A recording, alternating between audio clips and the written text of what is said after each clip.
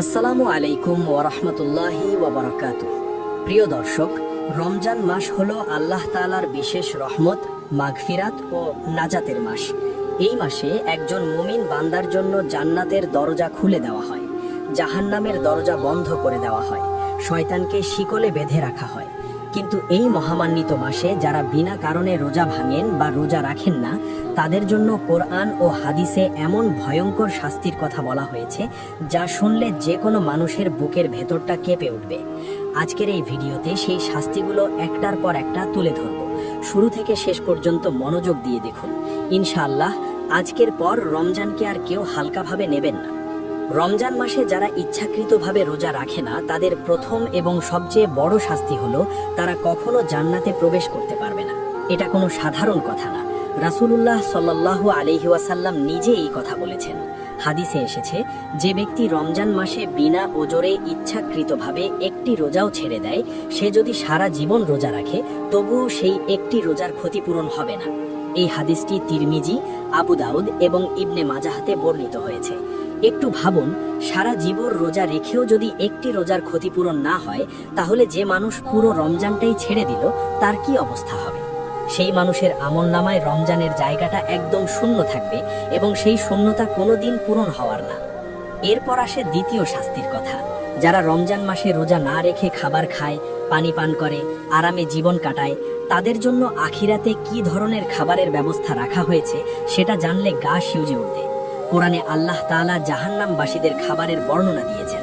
সূরা গাশিয়ায় আল্লাহ বলেছেন, সেদিন অনেক মুখ লাঞ্ছিত হবে, তারা কঠোর পরিশ্রমে ক্লান্ত হবে, জ্বলন্ত আগুনে প্রবেশ করবে, তাদের পান করতে দেওয়া হবে ফুটন্ত গরম পানির ঝর্ণা থেকে, আর তাদের খাবার হবে একটি কাঁটাময় বিষাক্ত গাছ, যেটা গলায় আটকে যাবে, গিলতে পারবে না, বের করতেও পারবে না, না পুষ্টি দেবে না ক্ষুধা মেটাবে। এই দুনিয়ায় রমজান মাসে যারা আল্লাহর জন্য একটু খাবার ছাড়তে রাজি হলো না, আখিরাতে তাদের সামনে এই খাবার দেওয়া হবে। দুনিয়ায় পেট ভরে খেয়েছিল, আখিরাতে সেই পেট জ্বলন্ত আগুনে পুড়বে।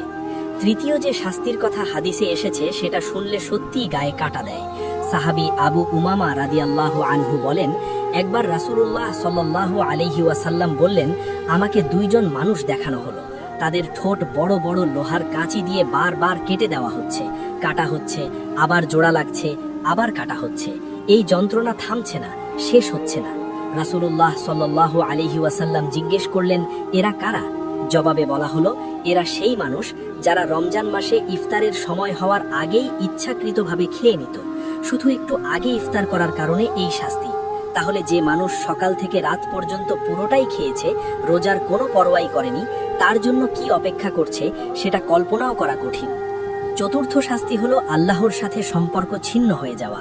আল্লাহ তাআলা হাদিসে কুদসিতে বলেছেন, রোজা আমার জন্য এবং আমি নিজেই এর পুরস্কার দেব। বান্দা আমার জন্যই তার পানাহার এবং কামনা বাসনা ছেড়ে দেয়।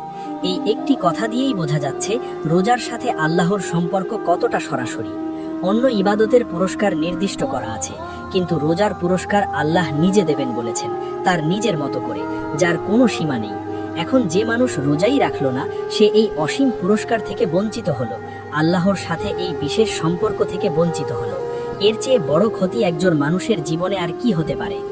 পঞ্চম শাস্তি হলো জাহান্নামের কাছাকাছি হয়ে যাওয়া।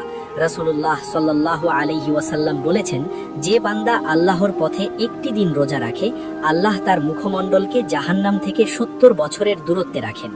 এখন উল্টো দিক থেকে ভাবুন, যে রোজা রাখলো না, সে এই 70 বছরের দূরত্বের সুরক্ষাটাই পেল না, মানে সে জাহান্নামের কাছাকাছি থাকছে। এবং রমজানের প্রতিটি দিন রোজা না রাখা মানে প্রতিদিনই এই সুরক্ষা থেকে বঞ্চিত হওয়া। পুরো রমজান যে মানুষ রোজা রাখলো না, সে 30টি দিন এই সুরক্ষা ছাড়াই কাটালো। ষষ্ঠ শাস্তি হলো রোজা একটি ঢাল। সেই ঢাল না থাকলে মানুষ পাপের সামনে একেবারে উন্মুক্ত হয়ে যায়। রাসূলুল্লাহ সাল্লাল্লাহু আলাইহি ওয়াসাল্লাম বলেছেন, রোজা একটি ঢাল। এই ঢাল মানুষকে পাপ থেকে বাঁচায় এবং জাহান্নামের আগুন থেকে বাঁচায়। একটা যুদ্ধের কথা ভাবুন, একজন সৈনিক যুদ্ধক্ষেত্রে গেছে, কিন্তু ঢালটা বাড়িতে ফেলে রেখে গেছে। শত্রু যখন তীর ছুড়বে, সে রক্ষা করার জন্য কিছুই পাবে না। রোজা না রাখা মানে এই ঢালটাকে নিজেই ফেলে দেওয়া। এরপর থেকে সে একেবারে উন্মুক্ত, পাপের রাস্তা তার জন্য খোলা, শয়তান তাকে সহজেই টেনে নিতে পারবে। এবং ধীরে ধীরে এই মানুষটা শুধু রোজা থেকে না, নামাজ থেকে, কোরআন থেকে, দ্বীনের সবকিছু থেকে দূরে সরে যাবে। সপ্তম শাস্তি হলো কবরের আযাব। রমজান মাসে ইচ্ছাকৃতভাবে রোজা ভাঙলে শুধু আখিরাতে না, কবরের জীবনেও শাস্তি শুরু হয়। আবু উমামার হাদিসে যে দৃশ্যের কথা বলা হয়েছে, আলেমরা বলেছেন এটা কবরের বা বারজাখের শাস্তির বর্ণনা, মানে মৃত্যুর পর থেকেই সেই শাস্তি শুরু হয়ে যাবে। কিয়ামত পর্যন্ত অপেক্ষা করতে হবে না, সেই লোহার কাচির যন্ত্রণা কবরেই শুরু হবে।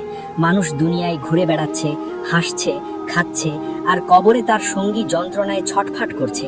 এই চিত্রটা একটু মনে রাখুন। অষ্টম শাস্তি হলো কিয়ামতের দিনের কঠিন জবাবদিহিতা। সেদিন প্রতিটি মানুষের আমলনামা খুলে দেওয়া হবে। রমজানের প্রতিটি দিনের হিসাব থাকবে। যে রোজা রেখেছে তার জন্য থাকবে অসীম পুরস্কার, আর যে বিনা কারণে রোজা রাখেনি সে কোনো কারণ দেখাতে পারবে না, কারণ সেখানে মিথ্যা চলবে না, অজুহাত গ্রহণ হবে না। সূরা মুতাফফিফিনে আল্লাহ বলেছেন, সেদিন পাপিষ্ঠরা জানবে যে তাদের সামনে কঠিন আযাব। সেদিন সুপারিশ করার কেউ থাকবে না যদি না আল্লাহ অনুমতি দেন। আর যে মানুষ রোজাই রাখেনি সে কিভাবে সেই অনুমতি আশা করবে? নবম শাস্তি হলো রমজানের সব ফজিলত থেকে চিরতরে বঞ্চিত হয়ে যাওয়া। রাসূলুল্লাহ সাল্লাল্লাহু আলাইহি ওয়াসাল্লাম বলেছেন, রমজান মাসে এমন একটি রাত আছে যা 1000 মাসের চেয়ে উত্তম। 1000 মাস মানে প্রায় 1300 বছর। সেই রাতে একটি ইবাদত করলে 1300 বছরের ইবাদতের চেয়ে বেশি পুরস্কার পাওয়া যায়। কিন্তু যে মানুষ রোজাই রাখলো না, সে কি এই রাতে ইবাদতের মানসিকতায় থাকবে? রোজা হলো রমজানের পুরো আধ্যাত্মিক পরিবেশে প্রবেশ করার চাবিকাঠি। রোজা না রাখলে সেই দরজাই বন্ধ। লাইলাতুল কদর, তারাবিহ, কোরআন তেলাওয়াত সব থেকেই সে বঞ্চিত হয়ে যায়। এই বঞ্চনার ক্ষতি হিসাব করে শেষ করা যাবে না। দশম শাস্তি হলো আল্লাহর পক্ষ থেকে ধীরে ধীরে ধ্বংসের দিকে ঠেলে দেওয়া। অনেকে মনে করেন রোজা না রেখেও তো ভালোই আছি, কোনো সমস্যা হচ্ছে না। এই চিন্তাটা আসলে সবচেয়ে বিপজ্জনক। কোরআনে আল্লাহ বলেছেন, আমি তাদেরকে ধীরে ধীরে এমনভাবে পাকড়াও করব যে তারা বুঝতেও পারবে না। এই আয়াতটা ভয়ঙ্কর। মানে যে মানুষ পাপ করতে থাকে আর ভাবে কোনো সমস্যা হচ্ছে না, সে আসলে আল্লাহর ক্রোধের মধ্যেই আছে, শুধু বুঝতে পারছে না। আল্লাহ যখন কাউকে পাপের মধ্যে রেখেও সুস্থ রাখেন, রিজিক দেন, এটা অনেক সময় আল্লাহর রহমত না, এটা আল্লাহর পরীক্ষা। এবং সেই পরীক্ষায় যে ব্যর্থ হয় তার পরিণতি অত্যন্ত কঠিন। একাদশ শাস্তি হলো রমজান মাসে রোজা না রাখলে ইসলামের একটি মূল স্তম্ভ ভেঙে পড়ে। রাসূলুল্লাহ সাল্লাল্লাহু আলাইহি ওয়াসাল্লাম বলেছেন, ইসলামের ভিত্তি 5টি জিনিসের উপর: কালিমা, নামাজ, রোজা, যাকাত এবং হজ। 5টি স্তম্ভের উপর যদি একটি বাড়ি দাঁড়িয়ে থাকে আর একটি স্তম্ভ সরিয়ে দেওয়া হয়, পুরো বাড়িটা নড়বড়ে হয়ে যায়। একইভাবে রোজা না রাখলে একজন মানুষের ঈমানের ভিত্তিটাই দুর্বল হয়ে পড়ে। এই দুর্বলতা ধীরে ধীরে তাকে দিন থেকে সরিয়ে দেয়। আজকে রোজা ছাড়লো, কালকে নামাজ ছাড়বে, পরশু কোরআন ছুঁয়েও দেখবে না। আস্তে আস্তে সে এমন একটা জায়গায় চলে যাবে যেখান থেকে ফেরার পথ অত্যন্ত কঠিন। দ্বাদশ শাস্তি হলো রোজা না রাখলে মানুষ মুনাফিকের কাছাকাছি চলে যায়। এটা অনেকেই জানেন না। রাসূলুল্লাহ সাল্লাল্লাহু আলাইহি ওয়াসাল্লাম বলেছেন, মুনাফিকের আলামত 3টি: যখন কথা বলে মিথ্যা বলে, ওয়াদা করলে ভঙ্গ করে, আমানত দিলে খিয়ানত করে। এখন ভাবুন, একজন মুসলমান হিসেবে দাবি করছে, কিন্তু ঈমান আনার পর আল্লাহর সাথে যে ওয়াদা হয়েছে, রোজা রাখার যে অঙ্গীকার হয়েছে, সেটা ভাঙছে। এটা কি ওয়াদা ভঙ্গ না? ইবনে হিব্বানের বর্ণনায় এসেছে, রমজান মাসে বিনা ওজরে রোজা না রাখার আচরণটা মুনাফিকির আলামতের সাথে মিলে যায়। এটা শুনতে কঠিন লাগছে জানি, কিন্তু এটাই সত্য। ত্রয়োদশ শাস্তি হলো কাফফারার কঠিন বোঝা বহন করতে হয়। বুখারী শরীফে একটি বিখ্যাত ঘটনা আছে। একদিন একজন সাহাবী রাসূলুল্লাহ সাল্লাল্লাহু আলাইহি ওয়াসাল্লামের কাছে এসে মাথা নিচু করে বললেন, ইয়া রাসূলুল্লাহ, আমি ধ্বংস হয়ে গেছি। রাসূলুল্লাহ সাল্লাল্লাহু আলাইহি ওয়াসাল্লাম জিজ্ঞেস করলেন, কি হয়েছে? সাহাবী বললেন, রমজানের দিনে তিনি স্ত্রীর সাথে মিলিত হয়েছেন। রাসূলুল্লাহ সাল্লাল্লাহু আলাইহি ওয়াসাল্লাম তখন একে একে জিজ্ঞেস করলেন, একজন দাস মুক্ত করতে পারবে কিনা? পারবে না। একটানা 2 মাস রোজা রাখতে পারবে কিনা? পারবে না। 60 জন গরিব মানুষকে খাওয়াতে পারবে কিনা? সেটাও পারবে না। এই হাদিস থেকে বোঝা যাচ্ছে ইচ্ছাকৃতভাবে রমজানের রোজা ভাঙলে কাফফারা কতটা কঠিন। একটানা 60 দিনের রোজা অথবা 60 জন মানুষকে খাওয়ানো। হানাফি মাযহাব অনুযায়ী শুধু সহবাস না, ইচ্ছাকৃতভাবে খেয়ে বা পান করেও রোজা ভাঙলে একই কাফফারা ওয়াজিব হয়। চতুর্দশ শাস্তি হলো যারা মনে করেন লুকিয়ে খেলে কেউ দেখবে না, তারা মস্ত বড় ভুলের মধ্যে আছেন। কোরআনে আল্লাহ তাআলা বলেছেন, তিনি প্রকাশ্যের খবর যেমন রাখেন, গোপনের খবরও তেমন রাখেন, বরং গোপন বিষয় সম্পর্কে তিনি আরো বেশি অবগত। সূরা হাদিদে আল্লাহ বলেছেন, আসমান ও জমিনের প্রতিটি কোণায় যা কিছু ঘটছে আল্লাহ সব জানেন, তিনি সর্বদ্রষ্টা। রেস্তোরাঁয় গিয়ে খান, অফিসে খান, ঘরে একা একা খান, কোথাও কিছু লুকানোর সুযোগ নেই। প্রতিটি লোকমা, প্রতিটি ঢোক, প্রতিটি মুহূর্ত লেখা হচ্ছে এবং কিয়ামতের দিন সেই হিসাব দিতে হবে। পঞ্চদশ শাস্তি হলো, রাসূলুল্লাহ সাল্লাল্লাহু আলাইহি ওয়াসাল্লাম যাকে দুর্ভাগ্যা বলেছেন, সে কিন্তু এই বেরোজগার মানুষটি। রাসূলুল্লাহ সাল্লাল্লাহু আলাইহি ওয়াসাল্লাম বলেছেন, সেই মানুষটা দুর্ভাগ্যা যে রমজান মাস পেল কিন্তু তার গুনাহ মাফ হলো না। এই হাদিসে রাসূলুল্লাহ সাল্লাল্লাহু আলাইহি ওয়াসাল্লাম সরাসরি তাকে দুর্ভাগ্যা বলেছেন। জীবনে একজন মানুষের সবচেয়ে বড় দুর্ভাগ্য কি হতে পারে? আল্লাহর রহমতের মৌসুম পেয়েও সেই রহমত না নেওয়া, জান্নাতের দরজা খোলা থাকতেও ভেতরে না যাওয়া। এর চেয়ে বড় দুর্ভাগ্য একজন মানুষের জীবনে আর কি হতে পারে?